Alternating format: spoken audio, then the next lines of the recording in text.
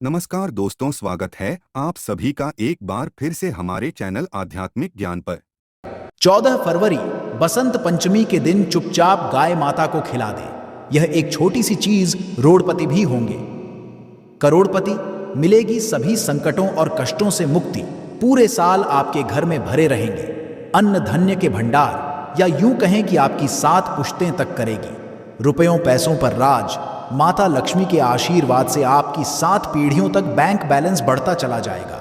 सभी दुख दर्द संकट कष्ट होंगे दूर और आपके कदमों में आ जाएंगे। सुख आपके कदम चूमेंगे।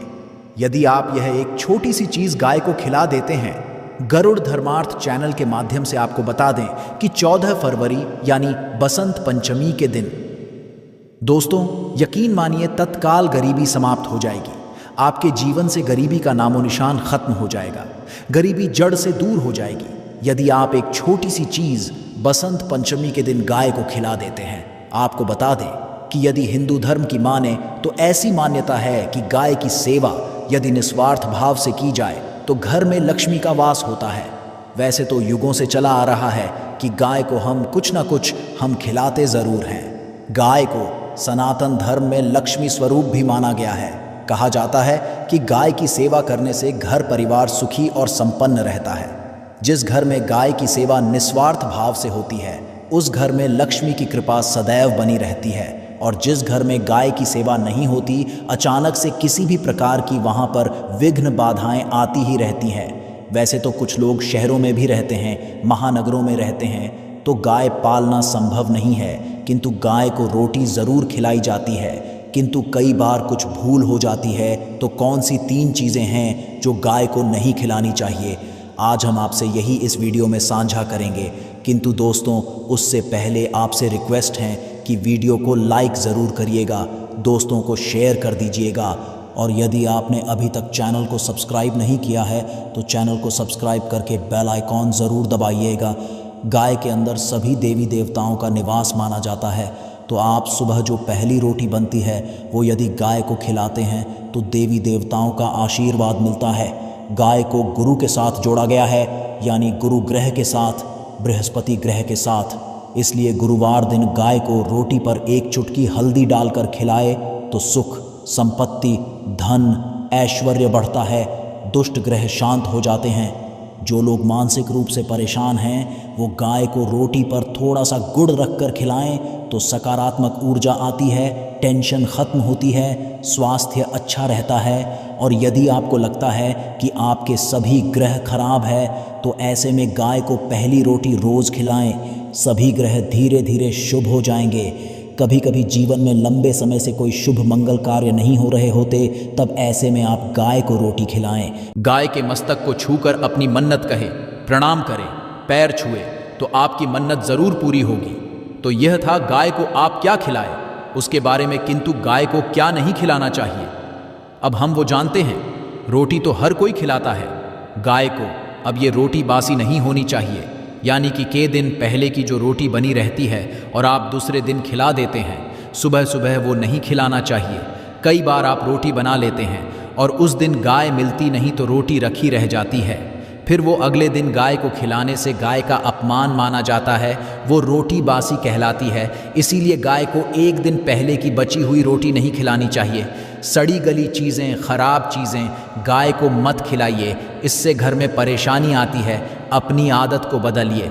यदि आप ऐसा करते हैं तो इससे घर में तकलीफ आती है। गरुड़ धर्मार्थ चैनल के माध्यम से आपको बता दें कि गाय को हरा चारा तो हर कोई खिलाता है।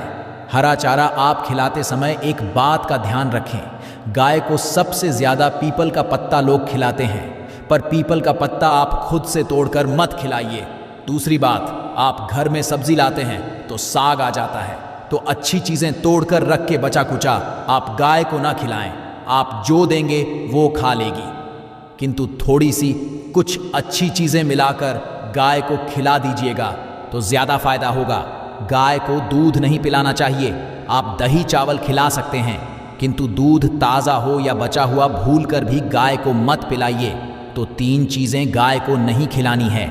एक तो बची कुची रोटी नहीं खिलानी है। कोई भी अनाज बच जाए उसे दूसरे दिन नहीं खिलाना है। जैसे चावल बच जाता है रोटी बच जाती है। और आप यदि चारा हैं उन्हें तो सड़ा गला मत खिलाइए, और यदि खिलाते कोई चीज़ तो उसके साथ कुछ अच्छी चीज़ें मिला लें, और दूध भी नहीं पिलाना है। ये चीज़ें बिल्कुल भी नहीं खिलाएं, नहीं तो घर में गरीबी आती है। माता लक्ष्मी आपके घर में वास करना छोड़ देती है। गरुड़ धर्मार्थ चैनल के माध्यम से आपको बता दें कि 84 लाख योनियों के सफ़र करके आत्मा अंतिम योनि के रूप में गौ का रूप धरती है। गाय लाखों योनियों का वह पड़ाव है जहां विश्राम करके आगे की यात्रा शुरू करती है। दोस्तों, गाय का कोई अपशगुन नहीं होता। जिस भूभाग पर मकान बनाना हो वहां पर यदि आप 15 दिन के लिए गाय और बछड़ा बांध देते हैं तो वह जगह पवित्र हो जाती है। भूभाग से बहुत ही आसुरी शक्तियों का नाश हो जाता है, क्योंकि गाय में सकारात्मक ऊर्जा का भंडार माना गया है। गाय का मार्ग रोकना, यदि आप कहीं भी जा रहे हैं और गाय माता का मार्ग रोक दे तो यह बहुत ही शुभ माना जाता है। गाय और बछड़े का दर्शन एक साथ आपको हो जाए तो आपकी का प्रतीक माना जाता है। यदि आपके घर के आसपास गौ घूमती रहती है तो इसका मतलब है कि आपके घर से काफी सारे संकट दूर हो जाते हैं। अपने आप और समृद्धि पूर्वक जीवन आपको मिलता है। गाय के समीप आप यदि जाते हैं तो संक्रामक रोग, कैफ खांसी, सर्दी, जुकाम आदि का ग्रेजुअली अपने आप ही बिना दवाइयों के भी नाश हो जाता है। यदि आपको गाय अचानक से पूंछ मार देती है तो यह बहुत ही शुभ माना गया है, और काली चितकबरी गाय का ऐसा करना तो और भी ज्यादा शुभ माना गया है। पंचगव्य जो होते हैं वो कई रोगों में लाभदायक है। पंचगव्य क्या क्या हुए? गाय के दूध, दही, घी, मूत्र और गोबर। इन सभी को शरीर की रोग निरोधक क्षमता को बढ़ाकर रोगों को दूर करने वाला माना गया है। ऐसा कोई रोग नहीं है जिसका इलाज पंचगव्य से नहीं किया जा सकता। दोस्तों, आज के समय में लोग गौ माता की पूजा करने के बजाय, उनका सही उपयोग करने के बजाय उनको काट कर खाना ज्यादा पसंद करते हैं। बुरा लगेगा शायद, पर यह सच है दोस्तों। और गाय को रोटी देने से न केवल सुख समृद्धि की प्राप्ति होती है, वही बरकत भी होने लगती है। दोस्तों, आपको एक बार फिर से याद दिला दें कि गरुड़ धर्मार्थ यूट्यूब चैनल पर आपको शास्त्रों पर आधारित और प्रमाणिक जानकारी मिलती है। इसलिए चैनल को सब्सक्राइब ज़रूर कर लें और वीडियो को लाइक शेयर भी ज़रूर कर दें। यदि आप गौ को पाल सके तो अच्छी, किंतु आज के मॉडर्न युग में जहां लोगों की शायद खुद की घर में रहने की जगह नहीं है, ऐसे में गौ को रखना थोड़ा कठिन और महंगा हो सकता है। ऐसे में आप गौ को रोटी दें, कम से कम रोटी देकर कि आप सुख समृद्धि को प्राप्त कर सकते हैं। आपके घर में बरकत होने लगती है। हमारे बुजुर्ग सदैव से कहते आए कि गाय को रोटी खिलानी चाहिए, किंतु समय स्थिति के चलते गाय की सेवा हर कोई नहीं कर पाता, किंतु कम से कम रोटी तो आप खिला सकते हैं। यदि रोटी भी नहीं सकते, काफ़ी सारी जो हमारे भाई बहन मलेशिया वगैरह में, लंदन वगैरह में बैठे हैं, उनको गाय नहीं मिलती है। वो पूछते हैं कि हम कैसे गौ सेवा करें। आप ऐसा कर सकते हैं, आप गौ के नाम के पैसे निकालते जाएं, और फिर आप चाहे तो कभी इंडिया आए तो आप गौशाला में दान दे दें, या फिर आप चाहे तो वहीं पर किसी गरीब को गौ के नाम की रोटियां खिलाएं। किसी भी अनाथ आश्रम में चले जाइए, किसी वृद्ध आश्रम में चले जाइए, किसी भी दूसरे सफ़ेद को आप भोजन कराएं। ये भी आपके लिए बहुत अच्छा होने वाला है। कम से कम रोटी ज़रूर खिलाएं। हमारे देश में कई जगह देखा गया है, और कई लोगों का प्रश्न आता है कि हम झूठी रोटी गाय को देते हैं। क्या यह सही है या गलत है? हम झूठा खाना, बचा हुआ खाना गाय को खिलाते हैं, यानी जो बच जाता है वह गाय के हवाले कर दिया जाता है। दोस्तों, रामायण काल में गौ माता को एक श्राप मिला था। उसी की वजह से आज उनके साथ ऐसा है। उसी श्राप की वजह से गौ माता में देवी देवताओं का वास होने के पश्चात भी उनको झूठा खाना पड़ता है। यहाँ तक कि पॉलीथीनीस भी खाते हैं। हालांकि यह किसी भी लिहाज से सही नहीं है। आपको बता दें, वाल्मीकि रामायण में सीता द्वारा पिंडदान देकर दशरथ की आत्मा को मोक्ष मिलने का संदर्भ आता है। जो लोग जानते होंगे वह जानते हैं कि वनवास के दौरान भगवान राम, लक्ष्मण और सीता पितृपक्ष के दौरान श्राद्ध करने के लिए गया धाम पहुँचे।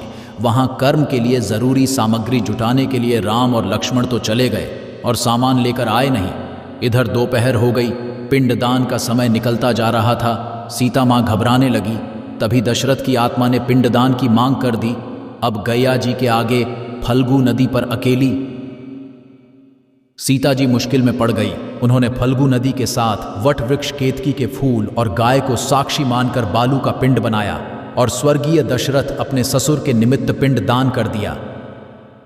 थोड़ी देर में भगवान राम और लक्ष्मण जब लौटे तो उन्होंने कहा कि समय निकल जाने के कारण मैंने पिंडदान कर दिया। बिना सामग्री के पिंडदान कैसे हो सकता है? इसके लिए राम जी ने सीता मां से प्रमाण मांगा।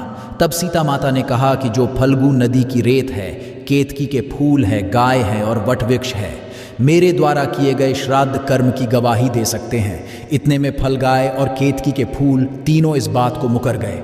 उन्होंने कहा, सीता मां झूठ बोल रही है। केवल वटवृक्ष ने सही बात कही। तब सीता जी ने दशरथ का ध्यान करते हुए उनसे ही गवाही देने की प्रार्थना करी। दशरथ जी ने सीता मां की प्रार्थना को स्वीकार करके घोषणा की कि ऐन वक्त पर सीता ने मुझे पिंडदान कर दिया। इस पर राम आश्वस्त हुए, किंतु तीनों गवाहों द्वारा झूठ बोलने पर सीता जी उनसे क्रोधित हो गई और उन्हें श्राप दिया फल्गु नदी से कि जा, तेरा नाम केवल नदी रहेगा, किंतु तुझ में पानी कभी नहीं रहेगा। इस कारण आज भी आप जानते होंगे, जो लोग जानते हैं, फल्गु नदी आज भी गया में सूखी ही रहती है। गाय को श्राप दिया कि तू पूज्य होकर भी लोगों का झूठा खाएगी, और केतकी के फूल को श्राप दिया कि तुझे पूजा में कभी नहीं चढ़ाया जाएगा। वटवृक्ष को सीता मां ने आशीर्वाद दिया कि उसे लंबी आयु की प्राप्ति होगी और दूसरों को छाया प्रदान तथा पतिव्रता स्त्री तेरा स्मरण करके अपने पति की दीर्घ आयु की कामना करेंगी। यही कारण है कि गाय को आज भी झूठा खाना पड़ता है। केतकी के फूल को पूजा से निषिद्ध बताया गया है। फल्गु नदी के तट पर जल नहीं है। सीता कुंड में पानी के अभाव में केवल बालू या रेत में पिंड दान किया जाता है। गरुड़ धर्मार्थ चैनल के माध्यम से आपको बता दें कि दोस्तों, शास्त्रों के मुताबिक गौ माता में सारे देवी देवता निवास 33 कोटि देवी देवता पितृ का निवास होता है। यदि आप भी किसी मंदिर में नहीं जा सकते, पूजा पाठ नहीं करते हैं, कहीं जाकर के ग्रह दोषों का उपाय नहीं कर सकते हैं, तो आपको गाय को एक रोटी जरूर खिलानी चाहिए। सदैव कहते हैं पहली रोटी गाय की। यदि आप भी खिलाते हैं तो दुनिया के सारे सुखों को प्राप्त कर सकते हैं। आपने अक्सर ही सुना होगा कि रसोई में पहली रोटी जो भी बने गाय को दे देनी चाहिए। हर रोज गाय को एक रोटी देने से आपके जीवन के सभी दुहक दर्द दूर हो जाते हैं। खाना बनाते वक्त सदैव पहली एक रोटी गाय की निकाल दें। इसके पश्चात ही परिवार के बाकी सदस्यों के लिए आपको रोटियां सेंकनी चाहिए। कोशिश करनी चाहिए कि गाय की उस रोटी में थोड़ा सा हल्दी मिला दें। इससे गाय को रोटी खिलाने का अपार फल प्राप्त होता है। यदि गुरुवार का दिन हो तो लोई ले लें। सने हुए आटे की एक छोटी सी लोई बना लें और उसमें हल्दी मिलाकर गाय को आपको खिलाना चाहिए। आपके जीवन में शुभता आती है, वैभव आता है, धन वास होता है। आप जो भी हासिल करना चाहते हैं जिंदगी में, तो आप देखेंगे कि तुरंत आपको मिनटों में वह हासिल होता है। इसी तरह से आपको एक नमक का उपाय बताते हैं। नमक क्या है? नमक के बिना तो हर स्वाद अधूरा है, और साथ ही साथ यदि नमक ना हो जीवन में तो स्वादहीन हो जाता है। जितना हम खाने में नमक को इम्पॉर्टेंट मानते हैं, उतना ही ज्योतिष में नमक को इम्पॉर्टेंट मानते हैं और इसे कर्ज वस्तु माना गया है। किसी का नमक खाने का अर्थ क्या होता है? उसका कर्जदार होना। आपने सुना ही होगा, नमक का कर्ज अदा करना है। इसलिए यदि आप जीवन को सुगम बनाना चाहते हैं, सरल बनाना चाहते हैं, तो नमक का एक आसान सा प्रयोग आपको आज हम बताएंगे। आप देखिए कि कितने आपको पॉजिटिव परिणाम मिलते हैं, और इतना आसान है कि इसके लिए आपको अतिरिक्त मशक्कत करने की कोई ज़रूरत नहीं है। केवल आपको अपने घर में सबसे पहली रोटी लेनी है और उस पर थोड़ा सा नमक रख लें। अब आपका पूछेंगे कौन सा नमक रखें? गरुड़ धर्मार्थ चैनल के माध्यम से आपको बता दें कि सबसे बेस्ट है आप सादा नमक, ढेली वाला नमक, सस्ता नमक जो भी है वह रखें। काला नमक नहीं रखना है, आपको सफ़ेद नमक रखना है। तो नमक रख लें और फिर इस रोटी को किसी कपिला गाय को आपको दे देनी है। कपिला गाय यानी सफ़ेद रंग की गाय को आपको खिला देना है। यदि आपको यानी सफ़ेद गाय नहीं मिलती है तो आप ये रोटी किसी भी गाय को खिला दें। मगर यदि आपको कोई ऐसी गाय दिख जाए तो आप सबसे पहले सफ़ेद गाय को ही खिलाना प्रेफर करें। आपको बता दें दोस्तों, ये उपाय आपकी हर समस्या को जड़ से दूर कर देता है। चाहे आपके घर में कोई बड़ी कलह हो, कोई पारिवारिक वाद विवाद हो, इस उपाय को करके आपके घर में सुख का वास होने लगता है। जो भी धन की कमी हो, बच्चों की पढ़ाई हो, में सफलता हो, सभी मुश्किलें आपके जीवन की दूर होने लगती हैं। किंतु गाय को रोटी देते वक्त मन में ऐसा कोई भाव ना लगाकर रखें कि हम रोटी खिलाते हैं। या फिर हम बहुत बड़े दानी हैं। अन्यथा इस स्थिति में पुण्य फल की प्राप्ति होना संशय वाली स्थिति देता है। गाय को रोटी खिलाने से नियम से बरकत के अलावा आप देखेंगे धन संपत्ति में दिनों दिन बढ़ोतरी होने लगती है और आपके घर के ग्रह दोषों से आपको मुक्ति मिलती है। यदि आपके भी घर में धन की कमी है तो आपको ये उपाय जरूर करना चाहिए। किसी भी दिन करें। यदि सावन का पवित्र महीना है तो हर दिन शुभ है। आप जिस दिन चाहे उस दिन से कर सकते हैं और आप देखेंगे इस उपाय को करने से आपके घर से धन की कमी बिल्कुल झट से दूर हो जाती है। तो ये उपाय आप जरूर कर लीजिए। तो ये थी आज की विशेष जानकारी। उम्मीद है यह जानकारी आपके काम आएगी। अगर वीडियो अच्छा लगा हो तो एक लाइक अवश्य कर दीजिए और रोजाना नई नई जानकारी प्राप्त करने के लिए हमारे इस चैनल को अभी सब्सक्राइब करें। धन्यवाद।